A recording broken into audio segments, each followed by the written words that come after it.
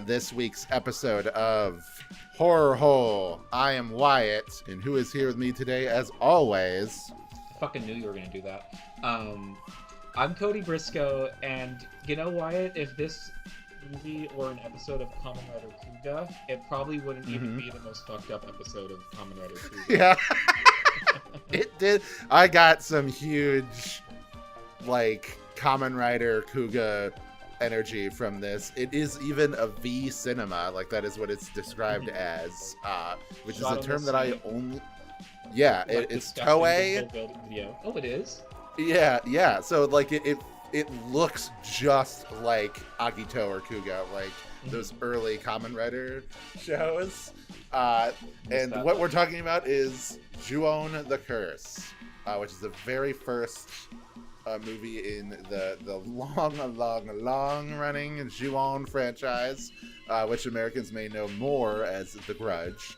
Basically, it's the horror movie that's set in Japan where there's a creepy ghost girl and her son who meows like a cat and they kill people in a house. If you've seen The Grudge or you remember it from the 2000s, that's what that is. Yeah, if you've seen Scary Movie 4, that's what that one is parodying. So I'll just ask Cody, we talked a little bit about our history with J-horror and stuff like that when we did Ring, which was the second episode. So I want to ask, do you have any history with Ju-On specifically, or The Grudge? I actually do, for once. So, okay. Thanks to our friend Heather, I have seen the original short that inspired this. I've seen this before, and I've seen the sequel, which is the one that Scary Movie parody, the one where a lady moves into the house and there's the hair monster. Yeah. I've also seen there's a Netflix miniseries which was very good. Yeah. I feel like there's maybe one other one, because I remember one where there's somebody in a Santa costume that goes into the house. I think it's one of the later sequels, maybe. But yeah, my impression of the series as a whole, and I haven't seen all of them, I'm sure they get kind of wacky. Sure. This is one of the horror villains that you don't want to see. There's nothing you can do. You are completely fucked. Yes. That is one of the things that I've always enjoyed about, comparing this to Sadako from Ring, where it's with that, there's so many clear rules as to how to deal with and even reverse the curse and everything. Because it's a villain created during a time period in Japan where there's a lot of people going on the internet and a lot of people making up urban legends and doing stuff like that, so that's kind of what it was feeding off of, was that cultural movement. Whereas this feels like classic folklore, and then they all died. That's that's what this feels like. Maybe we talked about this a bit in the Ring episode. I can't 100% remember, but Japanese horror movies in general are based on the long-standing tradition in Japanese culture of kaidan, which means ghost stories, basically. Yeah. And very similar to other cultures around the world, it would just be when the at the darkest of night, they would gather around and tell these stories about these evil spirits and ghosts and everything. And in general, a lot of it is a mix between regular old pagan folklore kind of spirituality, Shintoism, which is the religion from Japan, and Buddhism, which is a religion that was exported to Japan. And I remember one specific thing we talked about was that a lot of these stories don't fuck with the spirits of women, because they are the most vengeful out of the, or at least seem to be in these stories, because Ring and this one, and I know there's plenty others where it's a woman's sworn spirit who's haunting either a tape or a house or whatever, or she just curse. The spirit in question, the yokai, the type of thing that it is, Onryo, that's based on this cultural idea that Japan has of, you know, like women and things like that can be easily taken advantage of and like harmed and everything. Like obviously like masculinity, like male dominated societies all around the planet Earth have like taken advantage of women in bad ways. But the idea is like to counterbalance that. They're like, you will be really fucking fucked up if you do this to these like innocent people or these people that aren't, you know, deserving of your wrath and everything. So this is taken to its, you know, to a modern setting where like all those are like, you know, they're old folk tales, old like samurai stories and things like that. Whereas this, and it's very cool that how the plot of this movie develops. Yeah. In that we do not get 100% like a linear progression of what we learn and like putting everything together, but by the end we have like a pretty good understanding of the events that caused this curse to be placed on the house. But yeah, continue what you were saying. Well, yeah, because the movie is told in a series of vignettes, each with a little title card, which I really liked. And it does feel like a ghost story, because like in ghost stories you're not following characters really. It's like, and then there was a teacher who went to the house, and then this happened. You know what I mean? But yeah, it's this series always has. I mean, the whole thing is probably one of the more nihilistic horror series I've seen. There is no way to beat this thing, and even the things unrelated to the curse itself, like the human plot lines, tend to be very, very bleak, and there is some of that in this movie, absolutely, which we'll get to. Yeah. But so very like I never do this. Like when I finished this movie, I was like, I want to watch some like a comedy or something as like a palate cleanser. Yeah. It is like you said, it's like very nihilistic, but it is very like creepy. You know, like very that's the so. that especially like, you know, we made the Kamen Rider Kuuga joke, but like I think the low quality of the video really adds to the like effect of this movie. And so it just like Kiss I don't know. Yeah, the Kiss Asian watermark in the corner was really great. It just, for some reason, it just enhances things and kind of gives it like a grittier quality. I kind of felt that way with Kuuga itself, you know, because especially like, okay, here we're going on a tangent here real quick about another. I guess this is Toei related, so it's a little bit not a huge tangent, but like, it still is insane to me. When I've like Kuuga is one of the only Kamen Rider shows or like any of those shows that people say like, how did they show this to kids, that I'm like, I actually do agree with you. I don't know how they showed this to kids. Like there's a lot of like things where I'm like, this is creepy to me as an adult watching this, especially in the first couple episodes, like as they're setting up the plot and everything. When you get the like last known footage of like when the Grongi are like roused from their grave, and you get just like you just see a little bit of the videotape footage of the crew that was like going into the archaeology site. You see like filming the monster. Yeah, and then like you just hear screaming in the background as like the people in the police station are like watching this tape with like horrified and confused expressions on their face. And I'm like, you don't see that much violence, but it's still very scary what is being conveyed. And then the Grongi in general, they're one of the few Kamen Rider villains that 100% unambiguously murder tons of people. Like they kill a lot of people.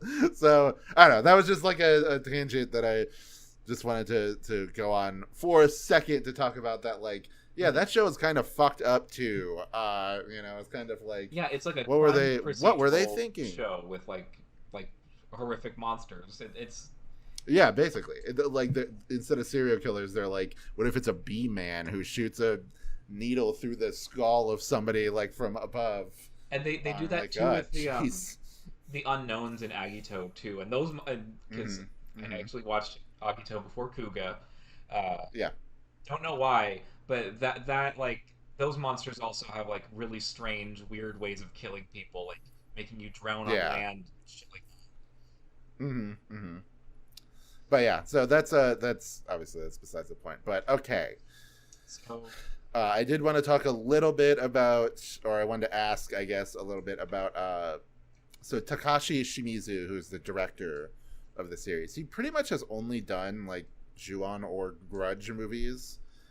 He has some experience with other like horror movies and other like kind of trash cinema, but I do know a few other movies that he's done that are like J horror movies that I do want to see, that I've never seen, like Maribito, which is him and Chiaki Konoka, who was the like the writer for the season 3 of Digimon, as well as like The Lane guy? I, yeah, I was gonna say it's also Spiral Experiments Lane, I believe. Oh, we gotta watch that. Yeah, so I do want to, like, I'm just putting that in the conversation to say like maybe that would be another like J horror movie whenever we feel like revisiting the subgenre. I feel but like, okay, I think we can get to talking about the movie itself. Yeah. I was gonna say briefly because like a lot of J horror, it's either really well put together stuff like this, or it's literally just gore reels without story. Do you know what I mean? Like there's a lot of like literal, I would say, torture porn. Like it's just like a 40-minute torture scene without plot. Like there was that was like also trending like probably around the same time as this, I would imagine. Yeah, because I know from a lot of like YouTube videos of like the Wendigoon most fucked up movies, Iceberg or whatever. They're like, the deeper you go into, there's so many of them that are just like, this Japanese movie is about some lady just getting torn to pieces for 45 minutes or things like that. We will not cover it. No, we're not gonna. The only one that we're going to potentially cover at some point is Audition, as far as like a torture movie about torture. But I don't think that's that's a completely different. Well, that movie starts out as a romance for like 60% of it, I would say. And that's what's good about it. That's what's so good. And there's these little flashes of like, whoa, what the fuck is that? And then like by the time that you get to the end, you've been taken on this ride and feel so like you feel like you're kind of being tortured right along with the main character. But yeah, we'll talk about that when we get to watch that movie. But yeah, we can talk about this movie a little bit more specifically. And it's very handy that they've split it into little chunks that are we can just talk about it chunk by chunk.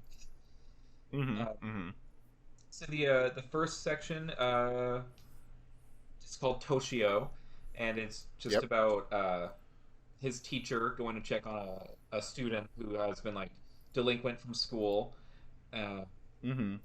There's the infamous meowing, where you like, what the fuck is that coming from? And it's so a lot of the scares in this, besides like the big ones, are like really subtle and like simple. And it's like I don't know how something like that is made scary, but it just is. Like the cat meowing or the weird noise that you did at the beginning of the episode, the like the groan, that like groan that we finally like learn the context of why she makes that sound. By the end, the idea of like her neck being broken, so that's like the only sound that can like make it through her throat as she's like crawling in pain, which is pretty very fucked up. But yeah, I like this being like, this is establishing the world and the thing and everything from an outsider's perspective. This person, this tragic event happened, but and maybe it went unnoticed, but everybody has a connection to somebody. So somebody is going to eventually learn like what happened. So like, this teacher who knew the kid Toshio, going to investigate and see what's going on, and then sort of like, stepping into this and he's weird house, that ends up being like this entire like house is just cursed grounds, basically. Step in it once and you're fucked. Yeah. Yeah, and which it does raise the question of like and we see a little bit of it at the end with the people trying to sell the house, but like I want to know logistically how that works, selling a house that the people who live in it have just died dozens and dozens and dozens of times. At what point do they just concrete over like the burn. whole thing? Yeah. Yeah, exactly. Like that's the, that, like, I just wonder if it's just like, oh, it's a logistical thing where they can't get the permit to just demolish the house. So because of the functions of modern Japanese society, they are not allowed to stop this curse from like wreaking havoc on anybody that comes in contact with it. I remember from like The Grudge 3, eventually the curse spreads to like an apartment complex. Oh god. So it's like a like a 6 or 7 story, just like whatever Critters. apartment complex. Yeah.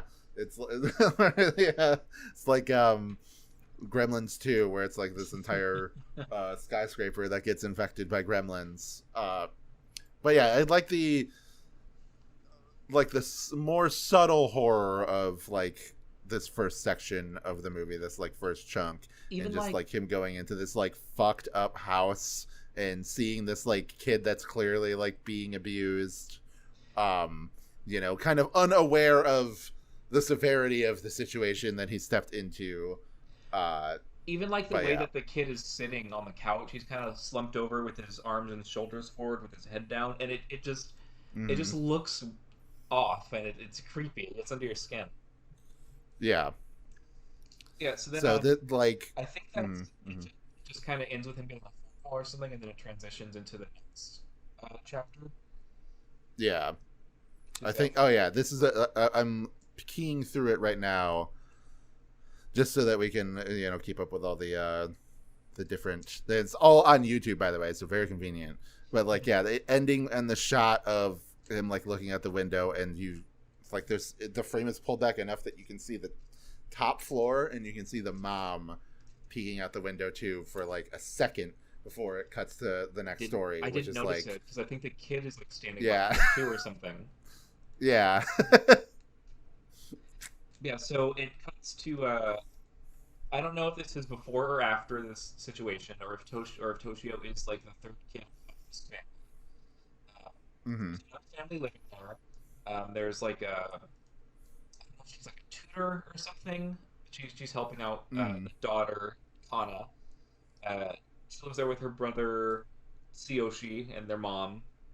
I don't think we ever see a dad. I'm pretty sure. Yeah. Yes. As soon as I heard the name Tsuyoshi, I was like, Don Brothers reference. There we go. That's the... Just drop something, sorry. Yeah, no problem. Yeah, so this is the introduction of the throat noise, because only she can seem to hear it during the conversation. Yeah. And then the girl leaves because she has to feed the rabbits at school, I think. There's nice editing. There's a moment where she's like listening to her Walkman and kind of smoke. I think she's smoking. The video's so low resolution. I can't see. She's smoking, and we hear her music through her headphones, and like the tape starts skipping like the old Walkmans used to do, and we hear it, and it's like kind of in real time. And then like she takes the headphones off, and the music fades down. Like a lot of movies do that kind of thing, but it was well implemented here. Like, yeah, that's really cool. And just like the idea of her having these like hallucinations, auditory hallucinations of, I mean, in reality, she is being played by a ghost, but in her mind, she's like, what the fuck is that sound? And then just like being left alone in this creepy old house, and then just being like, I had to get my mind off of this, and then putting the headphones on, and then being unable to retreat from horror, even as something as simple as that, is just like that. Even that is like that safety is violated because the thing just starts skipping, and you can't just like distract yourself with like city pop music. Yeah. I love whatever like jazz pop song she was listening to. Yeah.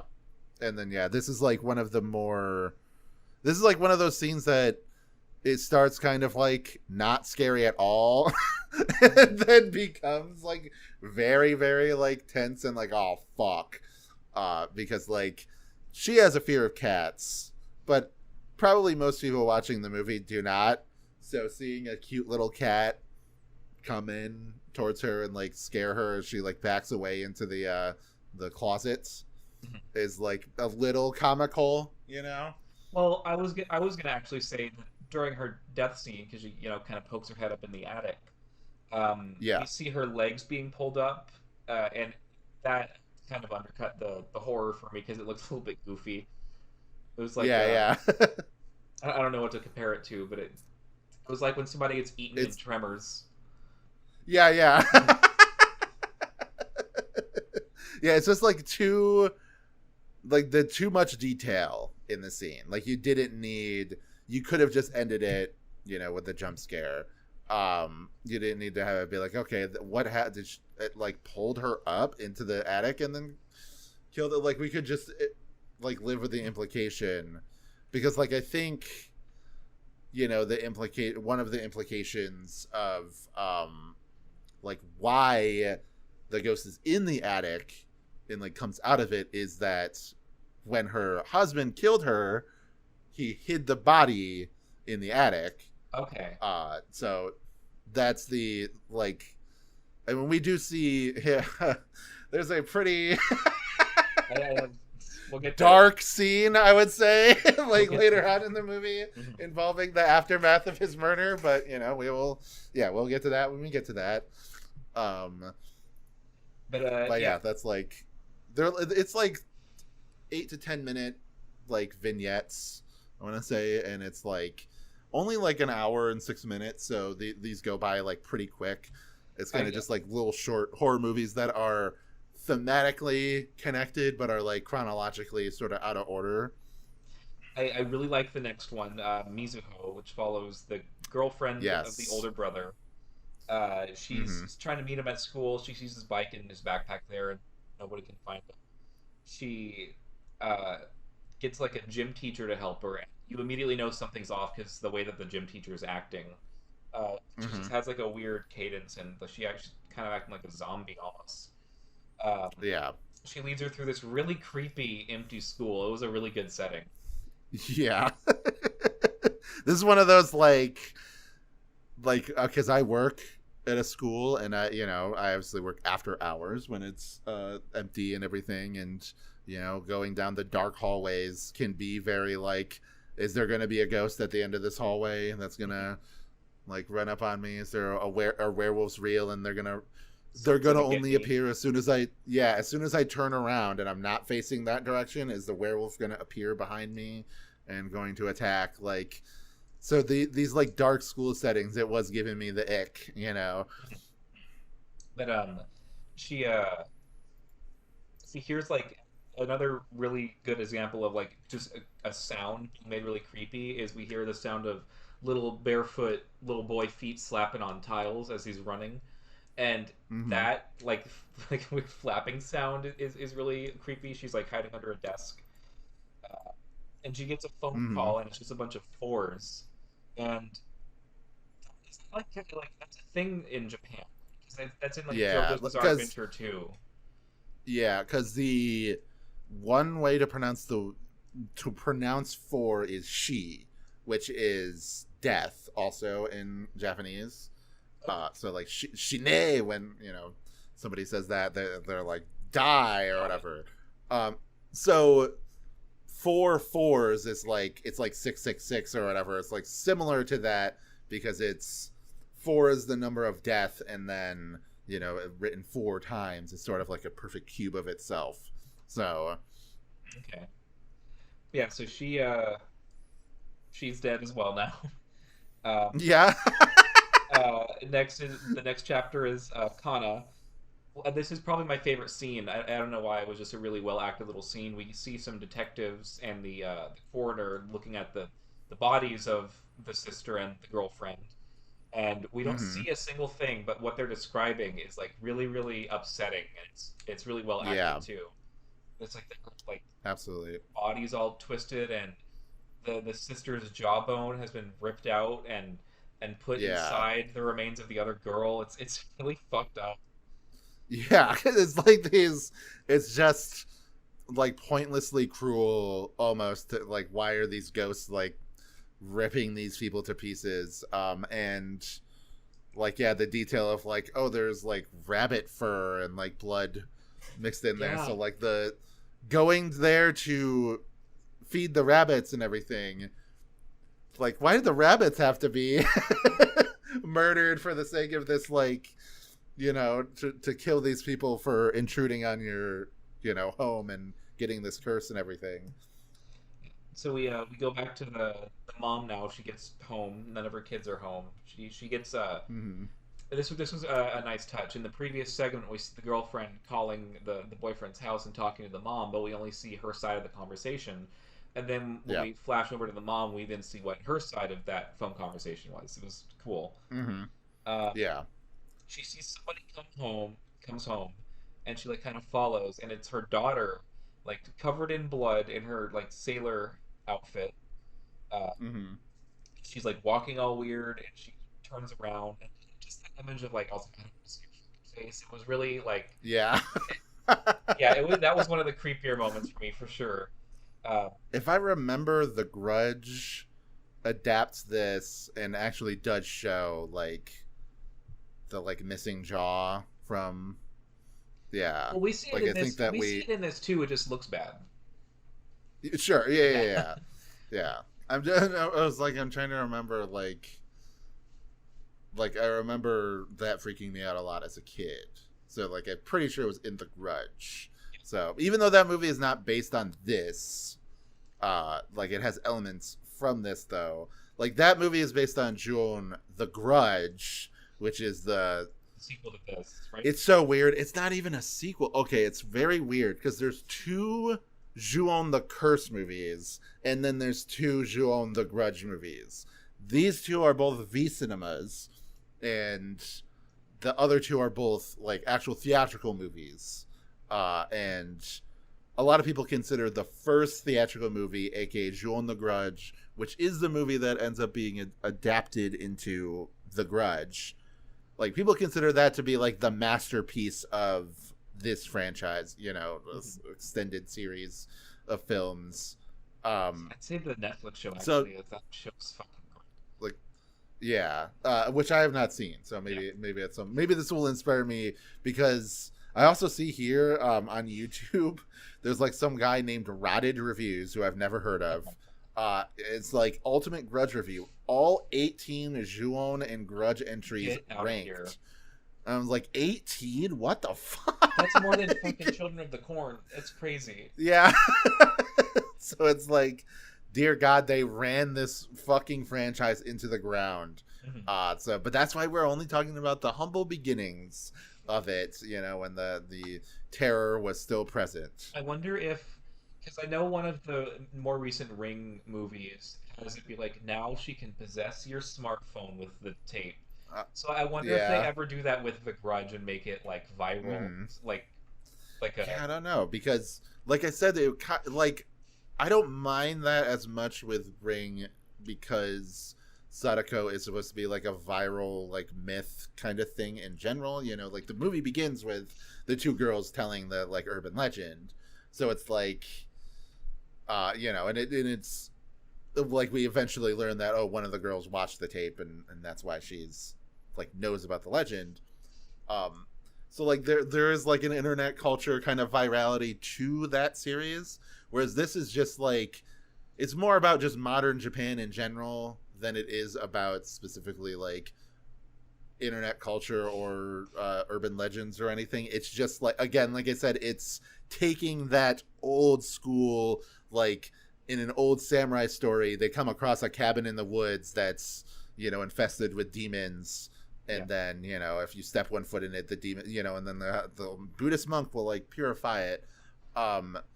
Whereas like this is like taking this into a more realistic modern setting. It's you know, even the circumstances of the creation of the curse is a lot more modern in its like brutality and depravity and everything. Like it feels like something that could happen, you know, in an actual like news story, which we're actually there at that point. We're at the second to last segment. We go back to the teacher a little bit, and we learn he has some backstory with the house. Like he knew the people that used to live there because the stalker was obsessed with him. Yes. That's because she was a very like very quiet, very reserved, shy person, to the point where people already kind of like saw her as a ghost. You know, is like, that's the idea. She didn't have supernatural powers like Sadako did in Ring, where it's like, oh, she was already a psychic, like fucking, you know, whatever, like carry, set people on fire, kill people with their touch kind of person. You know, in this case, she is just a normal person. It's just that thematically she was already sort of like a ghost in her own life, and so she like played out her fantasies in this diary about her obsession and love of this teacher, which ends up not going very well when her husband, who was you know, again, we kind of get these signifiers that he's already kind of like a drunken asshole, maybe like abusive before these events, and then he so he kills the teacher's wife, who is pregnant. There's a horrific scene where he's at a phone booth and there's just blood everywhere. We see him holding some red mass, and then once he comes out of the phone booth, it's like a golf bag, or not a golf bag, or like a bowling bag or something like that. And we know what's in the bag, and he's swinging it and kicking it. It's horrible. It's so horrific. I did not remember that from when I watched it the first time, and it really caught me off guard. I was shouting at the screen. I was like, Jesus Christ, stop it! It is very disgusting. It gets you immediately like sympathetic with the ghost murdering him. You know, like that's the like, you feel like it's like, okay, this is, you know, the classic Onryo tale of like the ghost woman able to like enact her revenge and kill the man that like wronged her in her living, you know, existence. She comes out of which is fitting because it kind of reminded me of like she's being birthed out of the bag, sort of like back to the teacher. He's still trying to get the kid out of the house, and we get, you know, I guess the peak, probably the most famous shot of the movie, is her coming down the stairs, like ripping the railing, like all weird, and making noise. It's really striking and scary. It's like visceral with, you know, just like being, it's very it's just like just being stuck in that situation and then feeling like you can't like look away, but you kind of want to like back away and like not look at the screen, because it's just like, oh god. Like again, like everything leading up to that point has like built up the terror of this situation, like the creepiness of this ghost and everything, so like giving it that like money shot, you know, bam, you finally like see it front and center. It just like, it's very well done. Again, it's interesting to see the different approaches between this and Ring, where like that is so much more subtle. It's so much more like, you know, I can understand why people consider it kind of a boring movie. I think we even talked about like, it's a horror movie, but it is a little bit dull in the sense that like it's more of a mystery movie, as they're like figuring out this like, you know, urban legend, and there's like definitely some weird elements to it. Especially like the husband, or like the ex-husband character being like a psychic, and being like, okay, I guess people are just psychic in this universe. You know, it's not like the most out there thing. Again, you know, we're Stephen King fans, and he uses that as a plot device in pretty much every story he's ever written. You know, he just has like a fascination with the idea of like psychic characters. But this again, it's just like a lot more realistic. It feels a lot more visceral and like brutal and violent and everything, without crossing this border into feeling like torture porn, as we were talking about. It has some like truly disgusting implicated scenes and everything, like him you know, destroying the the fetus and everything is like pretty fucked up, but they leave so much of it to your imagination, and that always what you imagine is always so much worse than whatever they could put on screen.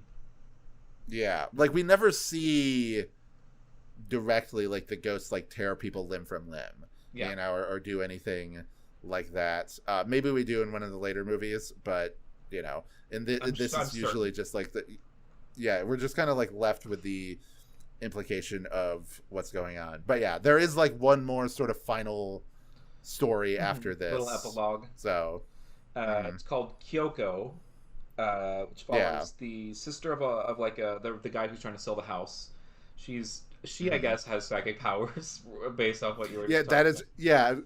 Yeah, like it's in my head it's more like, I don't know if it's like spiritual more than psychic, I guess, which is like slightly different. Yeah, she has like Buddhist magic, you know. She understands there are bad vibes here, you know, and like she was like drinking sake and everything to be like, I need to purify myself from this like fucked up house. It doesn't matter. Like even she still set foot in it once. She's still fucked. Everyone is the fact that they're keeping the guy selling the house alive is interesting. Like they want that. Like he provides them with its food, you know.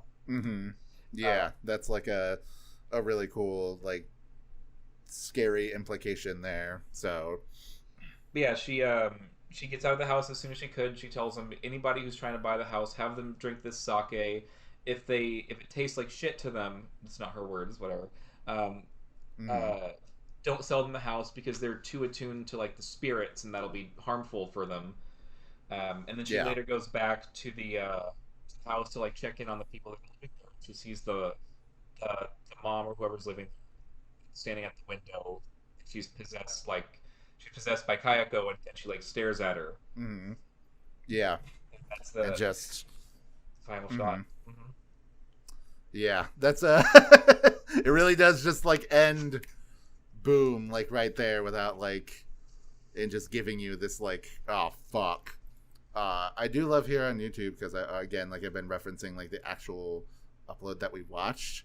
It ends with a big corny "thanks for watching" after like that like final shot, like leaving you in like, oh shit, you know. But yeah, I really enjoyed this movie as far as like a just like a piece of early 2000s, I guess literally year 2000 is when this came out. Like that era of like filmmaking and everything. Like I love you know, shot on digital video camera kind of horror movies. You know, the suburban Sasquatch style of horror movies, you know, where it's just like very low budget, low quality, but sometimes you do get some gems like this. Again, this was actually Toei, so it's like a proper film studio, and like they've done television, you know, for decades, and they've done films and whatever. Which means that house is on the Toei lot, probably. Yeah. Yeah, there might have been like over the course of the history of like shows that we've watched, like Super Sentai and Kamen Rider, like the interiors or the exterior, like as like, and we just didn't notice it because we're like, maybe, oh yeah, you know. I feel like that's like the equivalent in Japan of like Freddy Krueger house. Like I feel like people will probably recognize it immediately.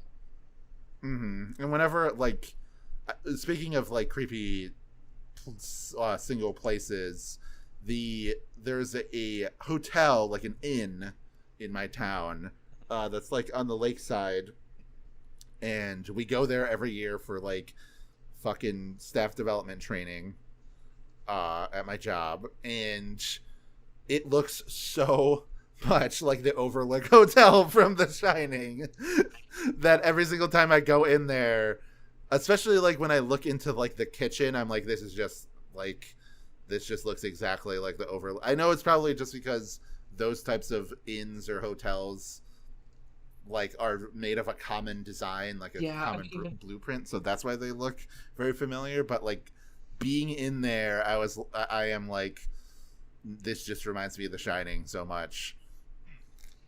Yeah, I mean, I work in hotels, and yeah, I've worked in many hotels where like there was definitely Overlook vibes. Yeah. And this is like a classic, like rustic, yeah, like not like a chain hotel, you know, but like an actual, like, you know, whatever it's called, like the Sunset or whatever, like some generic name like that. But yeah, continue. What were you saying? I guess it's a bit of a change of topic, because I know I told you in a call when we weren't recording that I've changed my mind on what we're going to be watching next. Okay. I'm changing it again because we're not watching the movie I told you that we're going to be watching. Right, which I completely forgot about. So that's good. What are we watching instead? I'll just say real quick, this movie was really good. I really enjoyed going back. Oh yeah, of course. Very creepy. Yes. I'm excited to watch the theatrical movie after this because, you know, one, I have it on DVD and it's been a long time since I had rewatched it. And yeah, I'm just excited to see like if it really holds up as like one of the best J-horror movies, especially because I've seen so much good. Like I like Ring, but I wouldn't call it my favorite for sure. Yeah, I like this a lot better, and I wouldn't call that my favorite for sure because there's stuff like Pulse, or Noroi, which is like the mockumentary that's like also about this kind of stuff. Yeah, that one is really good. So actually years ago we did it on Discuss All Monsters as like a Halloween episode. So if you want to check out that, I mean, that's not saying we can't do it again because that was like 5 years ago or whatever. Yeah. But you know, that's like if you want to see my opinions at that time on the movie, seek that out. It's probably still on like whatever podcatcher. So, but all right, what is the next movie that we're going to be talking about? We are going to be watching our first vampire movie. Oh shit! We're going to be watching Fright Night from 1985. Oh fuck! Which I've seen the remake of it, but I've never seen the original. And I watched the remake, 2012 probably. So it's been a while for that too. So I'm excited.